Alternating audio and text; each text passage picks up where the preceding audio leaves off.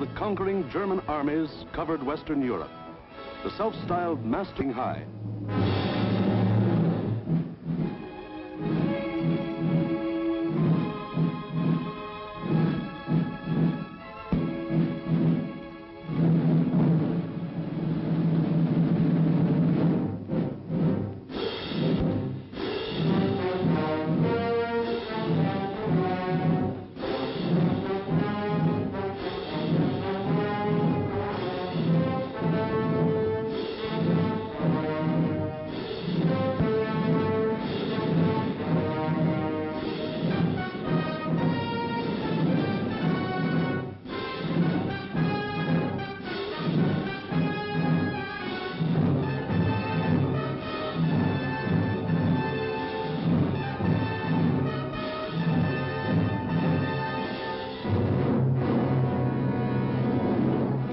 Adolf Hitler stood just as Napoleon had stood more than 100 years before, and looked across the English Channel to the one fighting obstacle that stood between him and world domination. The chopped cliffs of Britain rose sheer and white out of the choppy waters. And beyond, a little island, smaller than the state of Wyoming. Crush that little island and its stubborn people, and the way was open for world conquest. The fall of Austria, Czechoslovakia, Poland, Denmark, Norway, Holland, Belgium, France had given him more than 100 million slaves to work for him or starve. The preliminaries were over. It was time for the main event, the Battle of Britain.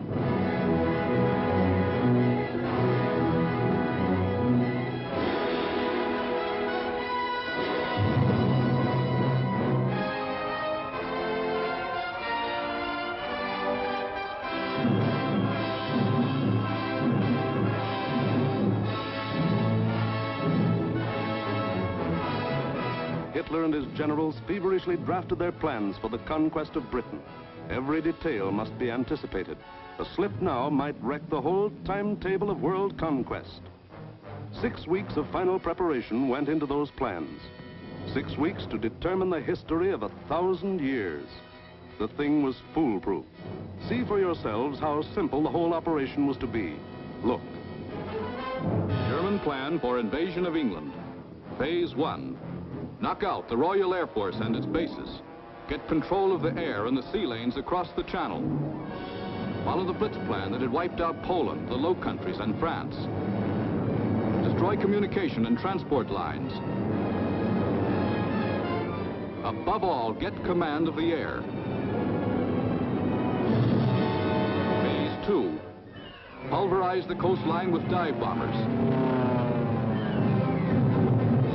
Drop parachute troops to take over the airfields and establish beachheads.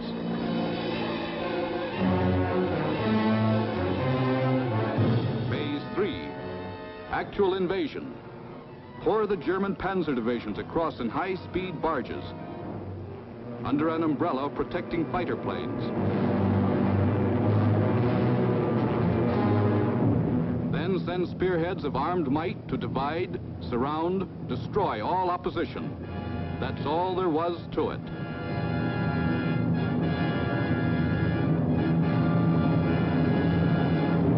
Conquer Britain. Force the surrender of the British fleet.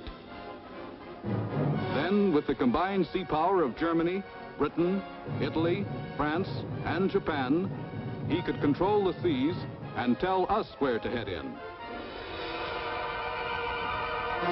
The torch of freedom flickered low.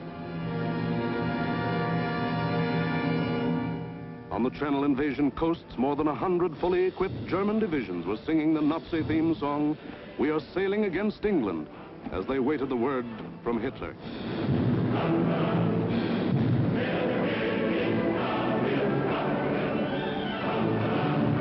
Here, for weeks, all the supplies and weapons of the Nazi war machine had been turned toward Britain.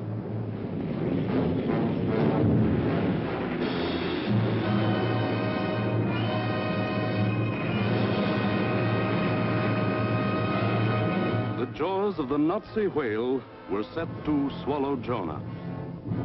And what about Jonah? How was he doing? Well, Britain also had an army, but it was an army dragged from the sea at Dunkirk.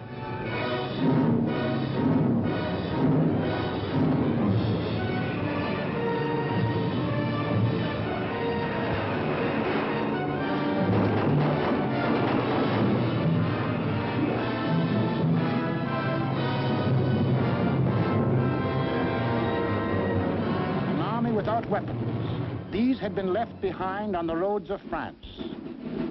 Tanks, guns,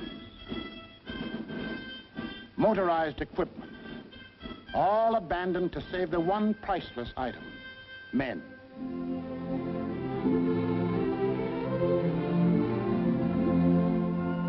In all of Britain, there was not enough equipment for one modern division. Only one tank for every 1,000 square miles of territory. Only one machine gun for every 1,500 yards of beach. Britain had a navy too, but it was scattered all over the globe, guarding vital food and supply lines. And the British knew it would be suicide to use their fleet in the narrow waters of the English Channel with the German Air Force in control of the air. Britain also had an air force. An air force outnumbered 10 to 1 by the enemy, both in men and machines. And then there was Britain herself, the people of Britain, the people who were to be terrorized and forced to surrender. They knew that every man, woman, and child, in uniform or out, would be Hitler's target in the onslaught that might come at any moment. They knew they had a job to do, and not much time to do it in. The young, the not so young, and the old. The clerk, the butcher, the farmer, the member of parliament, they formed the civilian army, Britain's home guard. They started from scratch.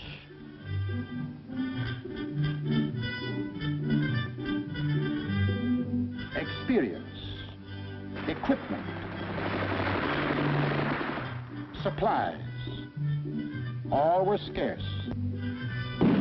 Only one shell to fire at each practice. The women of Britain refused to be left out. We'll enlist too. We'll put up the barrage balloons.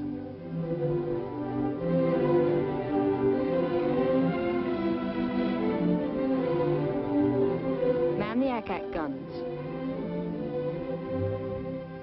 We'll run the railroads and get the trains through on time. Ferry the planes. Carry the dispatches. Drive the ambulances and run the buses. And we'll see that our men are fed and don't go hungry.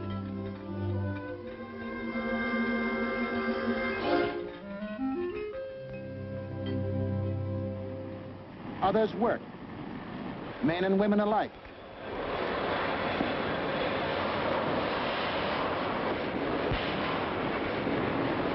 They worked full time, overtime, double time, 40 hours a week, 50, 60, 70. Hours meant nothing. Fatigue meant nothing. Until the government forced them to cut down hours because over-fatigue was hurting production.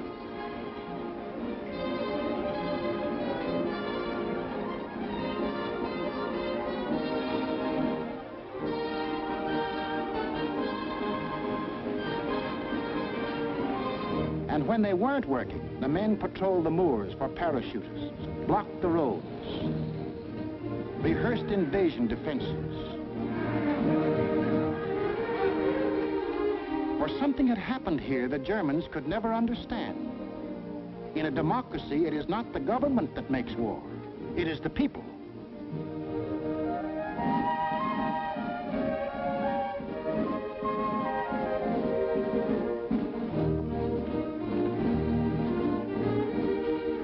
To lead them, the people had chosen Winston Churchill as their prime minister. And he spoke the words in every British heart when he said, "We shall defend our island, whatever the cost may be. We shall fight on beaches, landing grounds, in fields, in streets, and on the hills. We shall never surrender." This was Britain in its darkest hour. The people knew they were in for the worst the Nazi mind could invent, yet they didn't panic or run away. They patrolled and waited. They drilled and waited. They worked and waited. Waited for the terror they knew was coming. Then it came.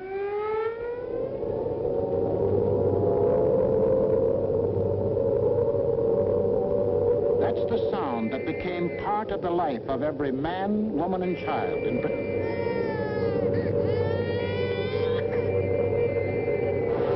August 8th, 1940, and the battle for Britain is on. 30 enemy aircraft over the channel, flying due west.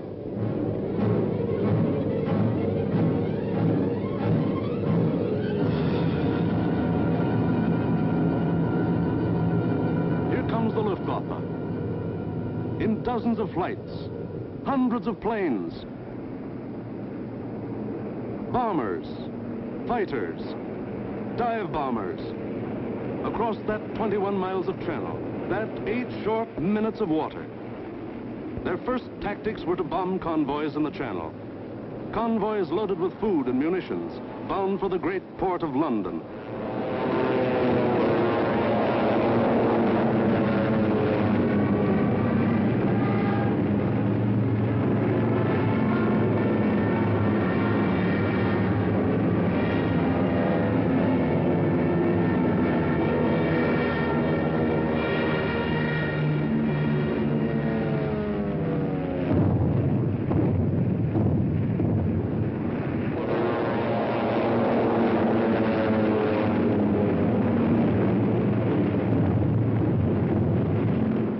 Fighters waited overhead for the defending planes of the Royal Air Force, the RAF, to appear.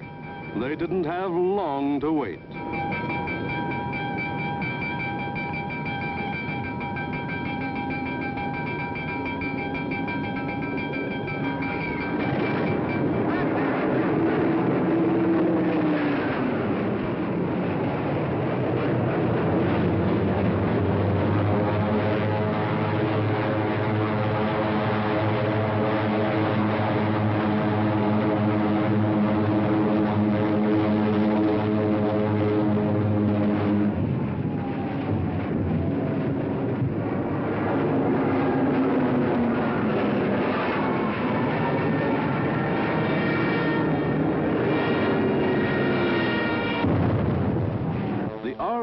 Came, facing odds of 6, 8, 10 to 1, and dove in, shouting the old hunting cry, "Tally-ho!"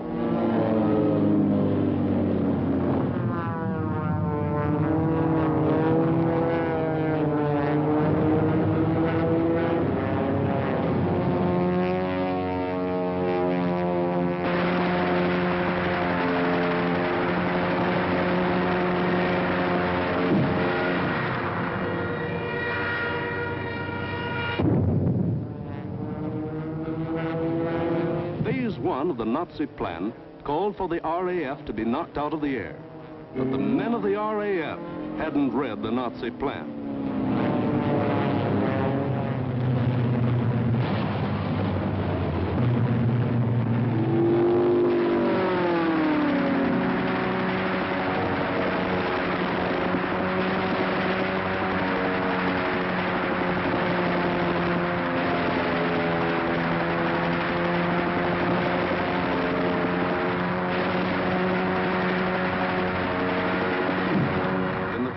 Days, the RAF knocked 182 German planes out of the sky. For the next week, the Germans attacked the coast cities from the Thames River to Weymouth.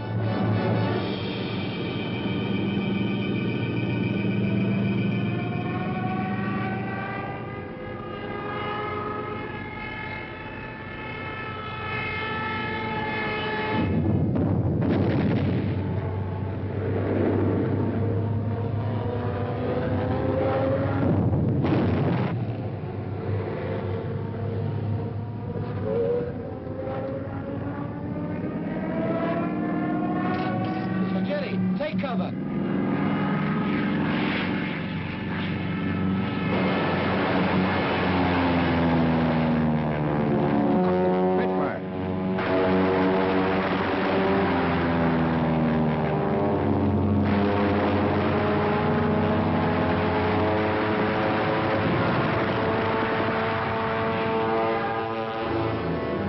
Paid off with 180 more planes.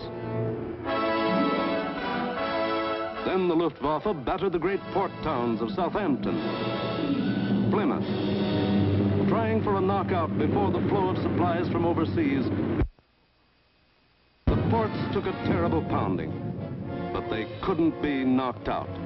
Cargoes went on being unloaded with the protection of the RAF overhead. Battling the Spitfires and Hurricanes in the air wasn't panning out. So Goering switched his main attacks to the fighter airfields, Dover, Deal, Hawking. Maybe he could destroy the planes on the ground. He bombed the airfields, and the fields were hit. But the planes were saved. For Britain, unlike Poland and the Low Countries, didn't make the mistake of bunching its planes on the runways. The planes of the RAF were scattered and hidden, only a few on any one field, and those in the far corners. The Spitfires still went up to meet the enemy. In the first 10 days of the Battle of Britain, Goering launched 26 major attacks to get command of the air and lost 697 aircraft. The British lost 153, and 60 British pilots bailed out.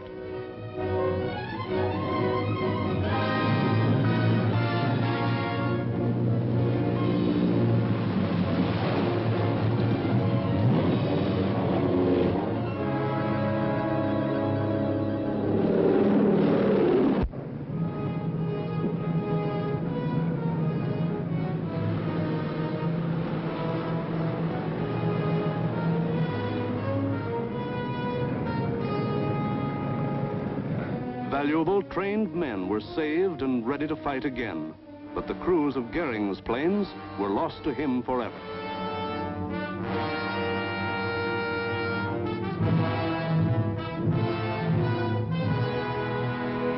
The pace was too hot.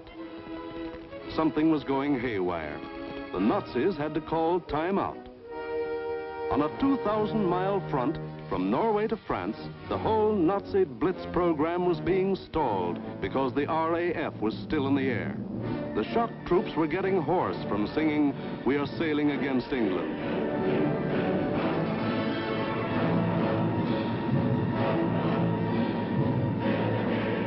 The long-range German guns were getting hot from throwing shells across the channel.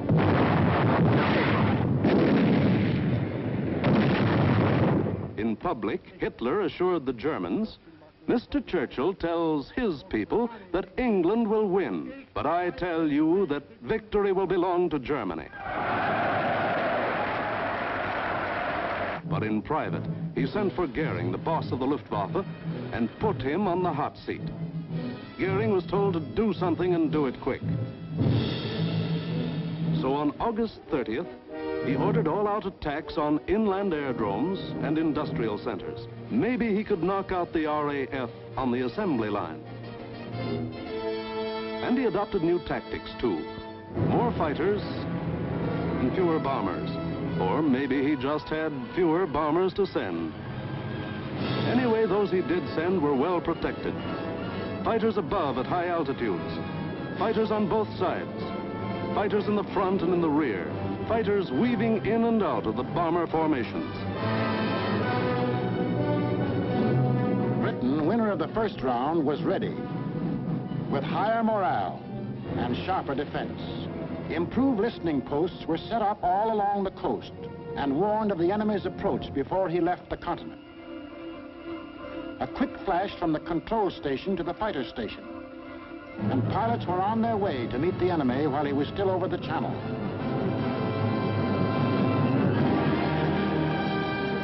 Day after day, out of sight and almost out of sound of the watchers on the cliffs, 4, 5, and 6 miles above, the battles raged over the Dover area.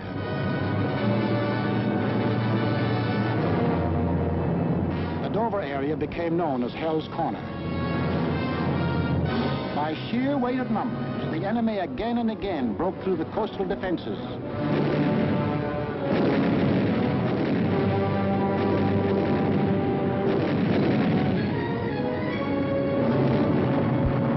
And reached inland to the airdrome. Aircraft plants, munition factories and machine shops.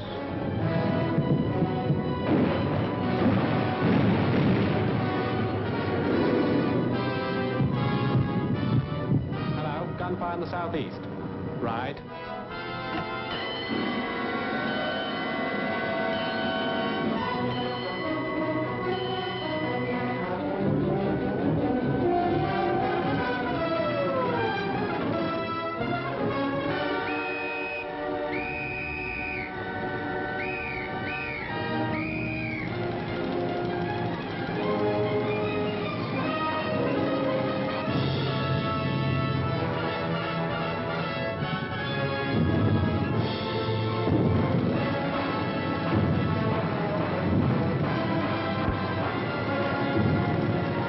The workers kept on working,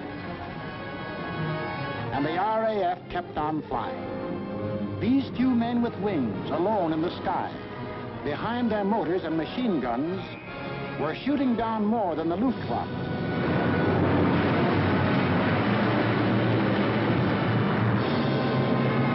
They were smashing the whole Nazi plan of world conquest.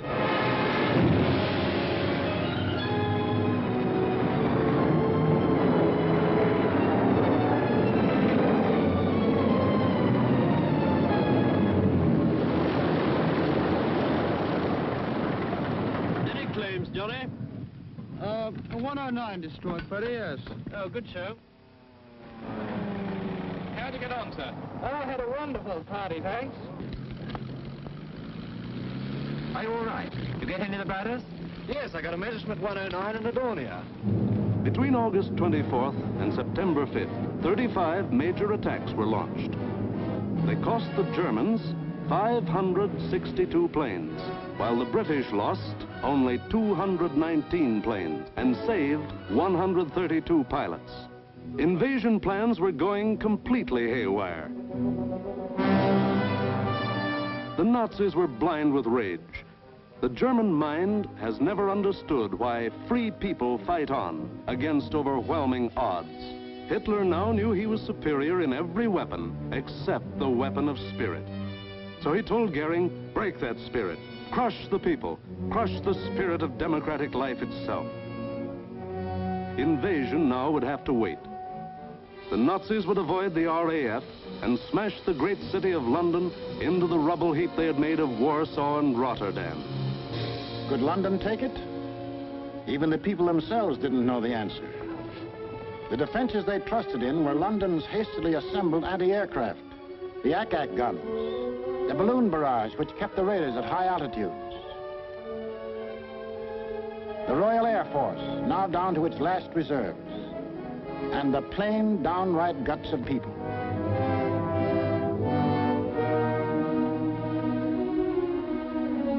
They sent more children out of the city.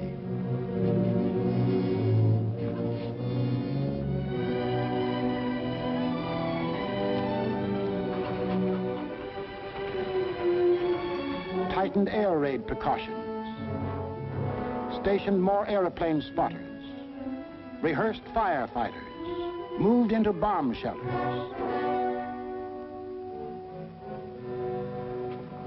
They blacked out their city and carried on.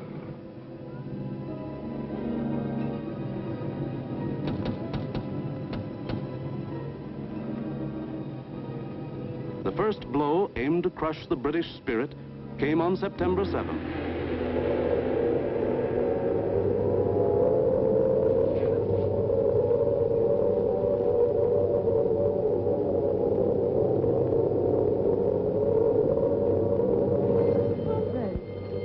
Roof reports planes coming in. Control room speaking. Customers and staff will now take cover in the basement. Please do not run, but keep moving. Down the stairs, or you can use the escalator.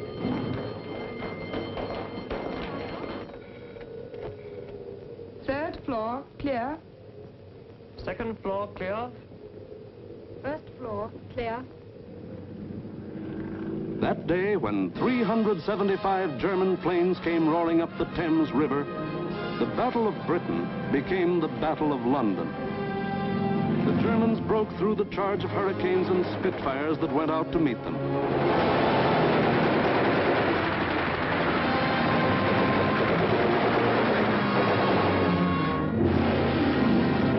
Gone was any pretense of aiming military objectives. This just savage destruction.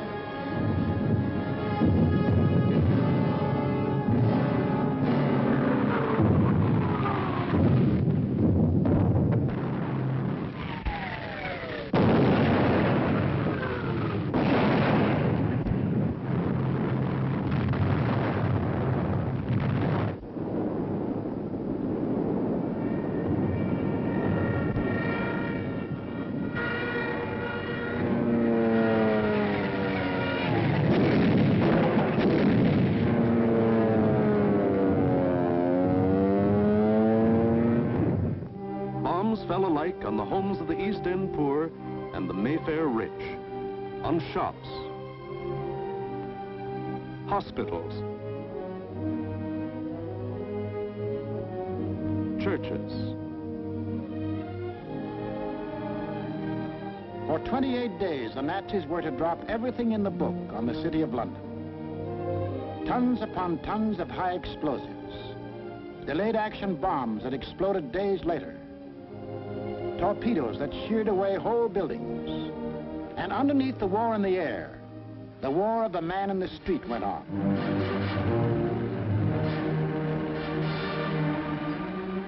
He learned to exist with very little food. He forgot what it meant to have a night's sleep, spending most of his time underground in the damp and dark and cold. Hello, Mrs. Fox. You're here early tonight. Well, I'm on the safe side, aren't I? I think that'll be all right now. Yes, that's grand. Anyway, I'll be back in a few minutes if you want. Now, how are we going to get you up there? Get a young man to lift you up. Barney, Hello. come give young lady a lift up. Righto, I'm coming.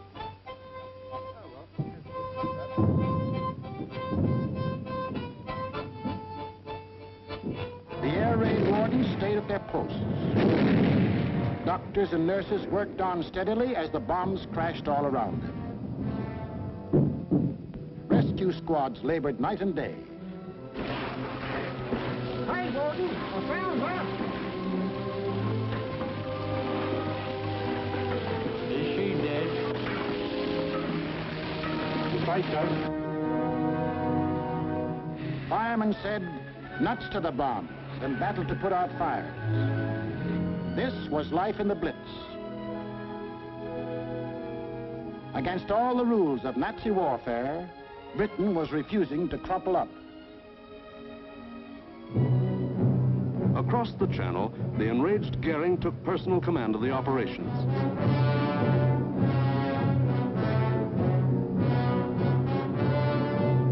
And on September 15th, he sent the Luftwaffe into one of its greatest attacks.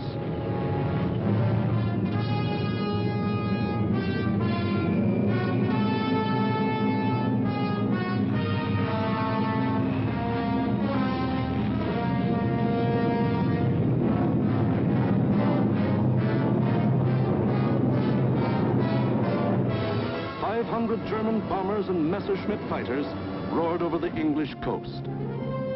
Starmouth calling. Planes heard 3 miles southwest. Out for hostile planes approaching from the southwest.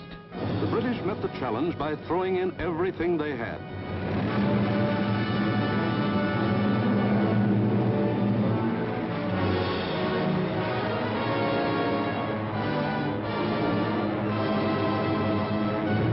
Historic three-dimensional battle took place inside an area 60 miles long, 38 broad, and from 5 to 6 miles high.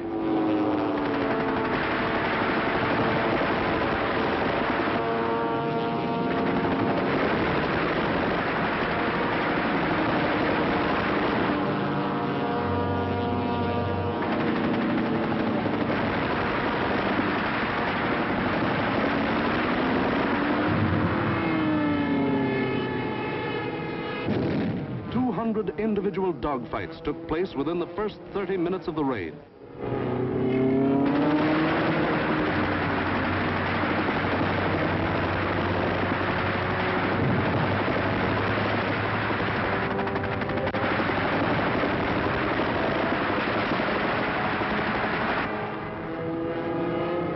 Right on our own doorstep.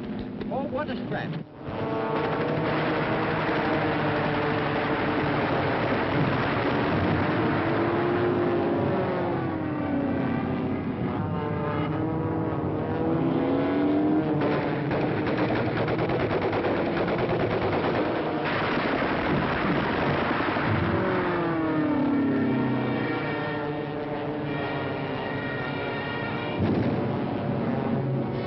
Center calling London 1. Thank you, Center. We'll keep a lookout for them. Hostile formation to the south. Some of the German bombers broke through London's defenses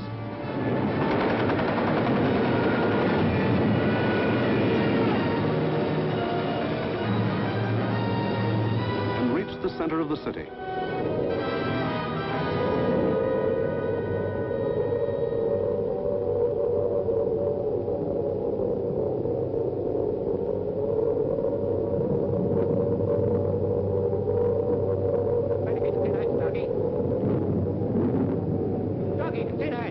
Oh, the tinettes, okay.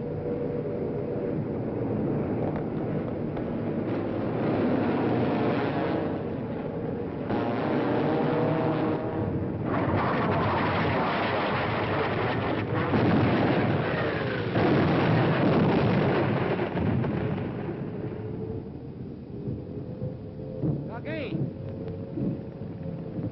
Doggy, where are you?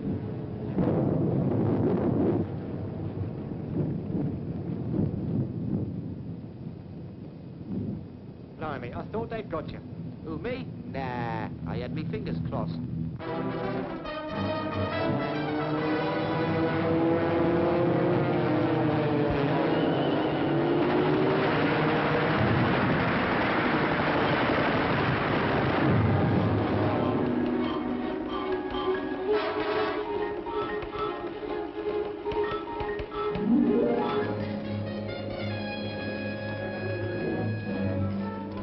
Air Ministry communique. The biggest bag yet. 185 enemy aircraft shot down. End of message. Of the 500 German planes that came over that day, more than 1/3 were shot down. In the 28 days of terror from September 7th to October 5th, the Nazis dropped 50 million pounds of bombs on the city, killed 7,000 helpless civilians, and wounded 10,000 more. Bombs fell on Buckingham Palace,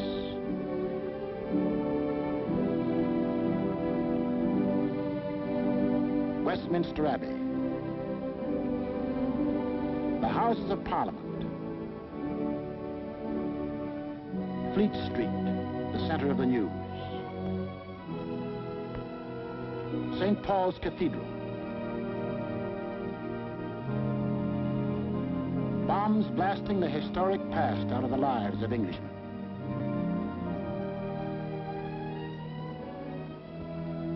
But in these 28 days, the Nazis lost 900 planes and their crews. The more they sent over, the more were shot down. The British Spitfire had proved to be one of the deadliest weapons ever put in the hands of man. If this kept up, pretty soon no more Luftwaffe. The frantic Nazis had to pull a new one. They did. On October 6th, they changed to night attacks. Maybe that way they could avoid those deadly Spitfires and Hurricanes. Maybe that way they could crush the stubborn British spirit. Never mind control of the air.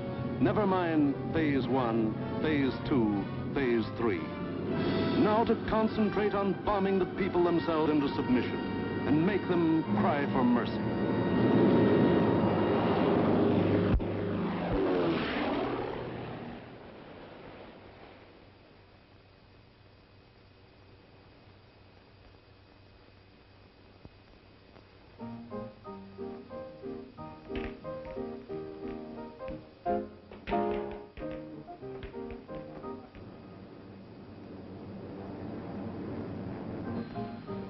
hostile raid, sir.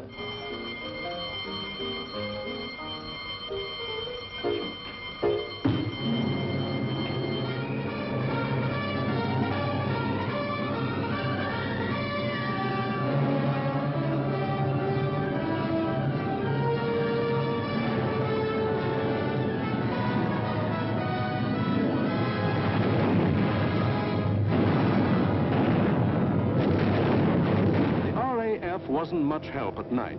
This was just German bombs against British guts.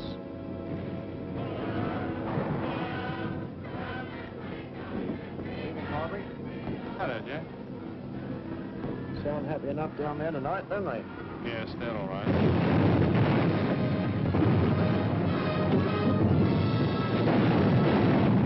The great docks of London were left roaring infernos.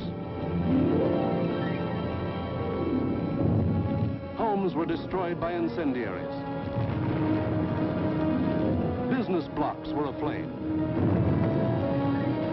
And still the people of London took it. Night after night they burrowed underground. And morning after morning they dug themselves out of the wreckage.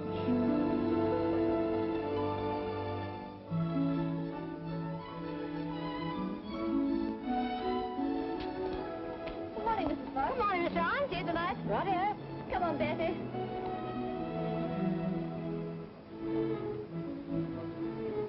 Would you like to sit down? Thanks. Morning, Miss Ryan. Sleep well? Fine, thanks. Wasn't it a quiet night? What about the one that came down about 2? No, I didn't hear it. Did you? No. Oh, we're getting used to them around here.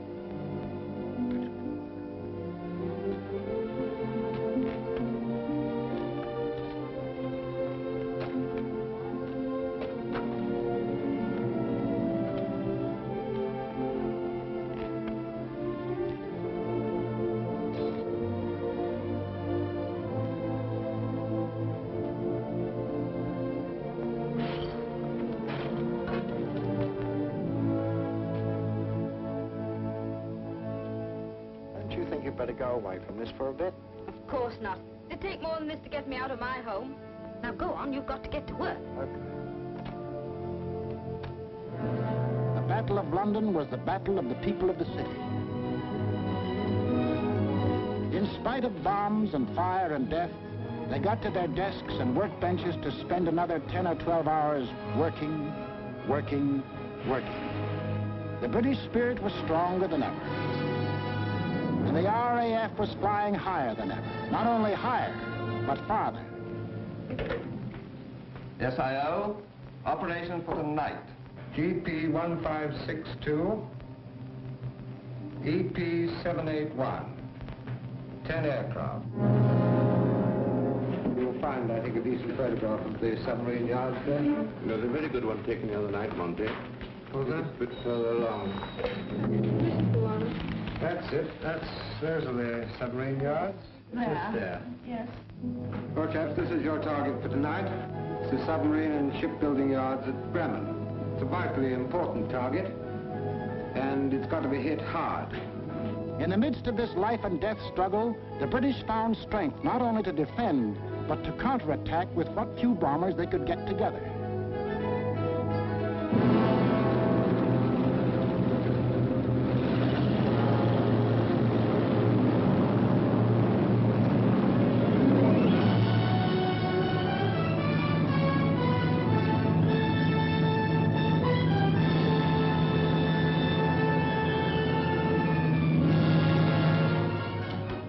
Charlie airborne, sir.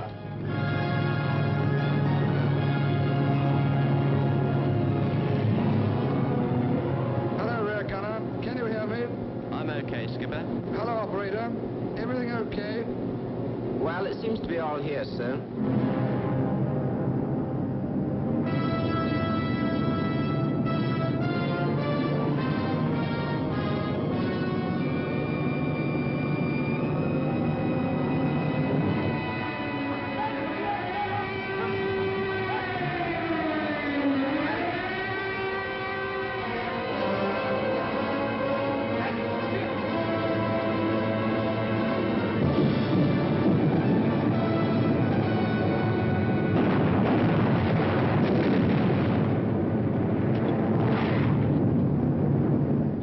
Hi, I'm going in a glide.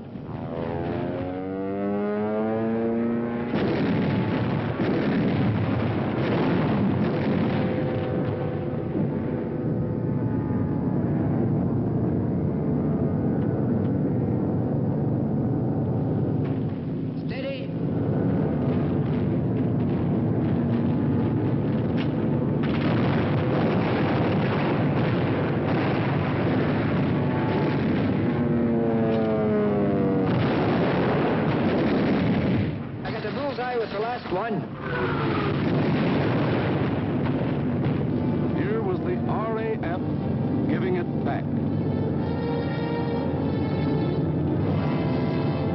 Hitler cried, "Night, gangsters! For this crime I will exact 1,000-fold revenge." All the available German night bombers were put into the air.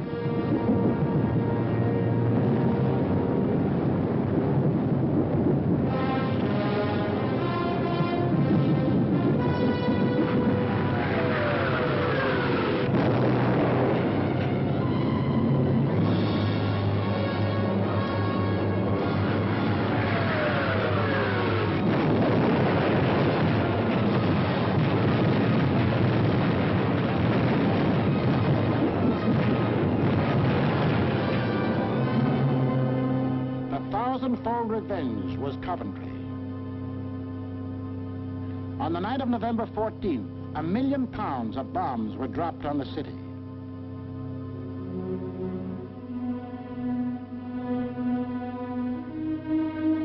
Coventry was smashed as flat as Warsaw and Rotterdam.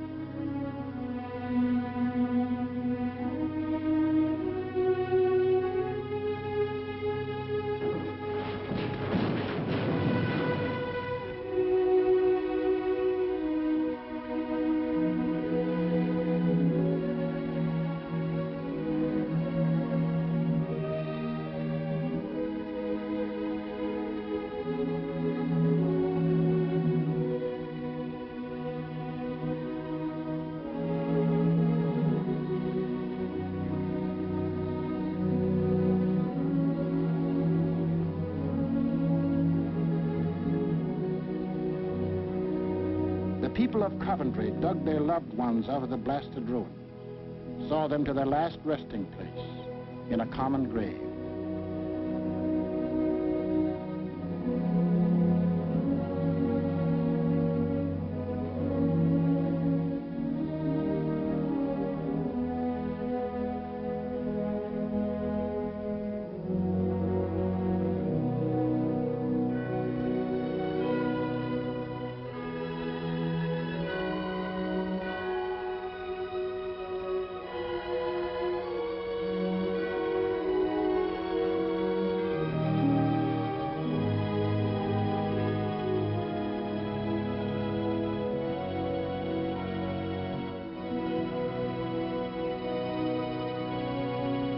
Hitler could kill them, but damned if he could lick them.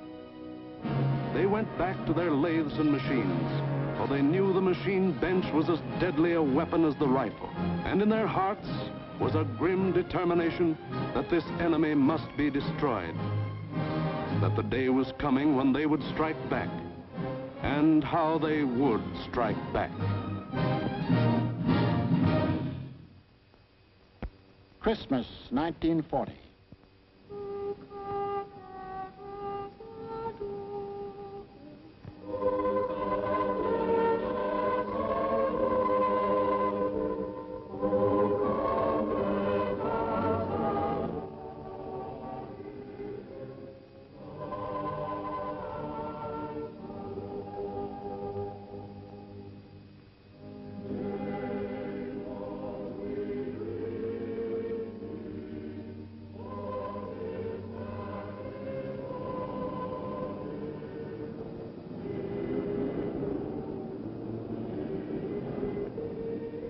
Christmas, season of peace on earth, goodwill toward men, was the ironic quiet before Hitler's great burst of rage against a people who couldn't be licked.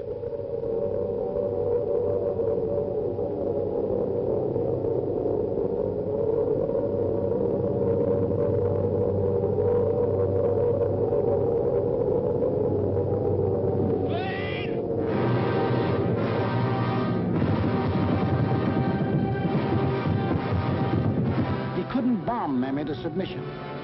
So he would burn them to ashes.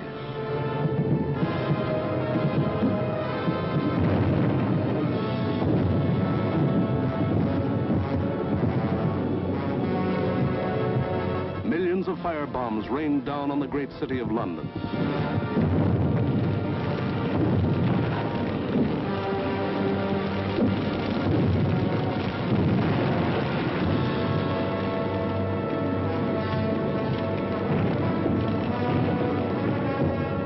In a matter of minutes, more than 1,500 different sections of the city burst into roaring flames. Flames that swiftly merged into the greatest fire in recorded history.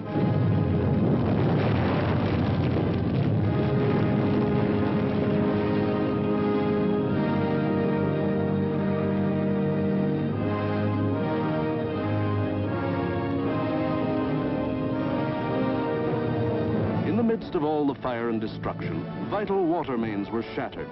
Water pressure was almost entirely cut off. Heroes of the night were men of the London Fire Brigade who stretched temporary hose lines out to the center of the Thames River, struggling through mud and slime.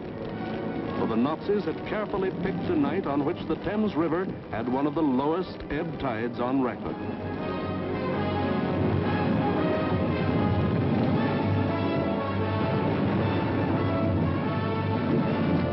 And while London burned above them, the people of the city held on. Chin up and thumbs up. They knew this was the people's war, and they were the people.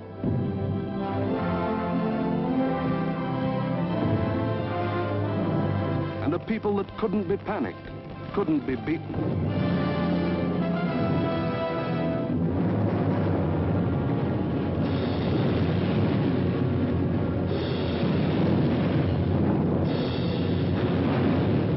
In the months to come, the British were to suffer many such bombings and burnings.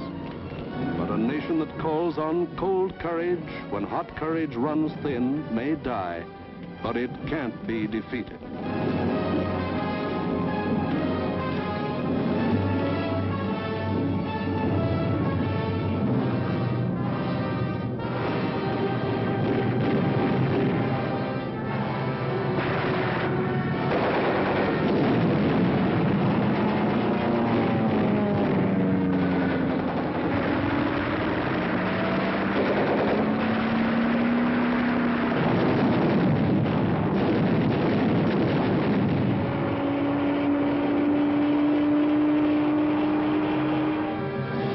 The Battle of Britain was won, but not by Hitler. Hitler had lost the battle. He had lost 2,375 German planes and their crews. For the first time, it was the Germans who ate the bitter dirt of defeat. Gone was the legend of their invincibility. For a solid year, the Nazis struck Britain with all their might. They leveled thousands upon thousands of homes and damaged millions of others. They killed more than 40,000 men, women, and children, and seriously wounded 50,000 more. But not one single Nazi soldier set foot on British soil. But Hitler couldn't stop, and in our next film we will show how he had to turn to the east again. Why did the Nazis lose the Battle of Britain? First, because a regimented people met an equally determined free people, and the free people made them quit cold. We've been bombed, dive-bombed, high-level bombed, machine-gunned, been through 2 invasion scares. The last lot we had the house down about our ears. But we're still sticking it, and we're going to stick it. Second, because this was a new kind of war, and the RAF were the men who could fight it. These were the men who belonged to what Hitler called those weak, soft democracies. The British did more than save their country. They won for the world a year of precious time.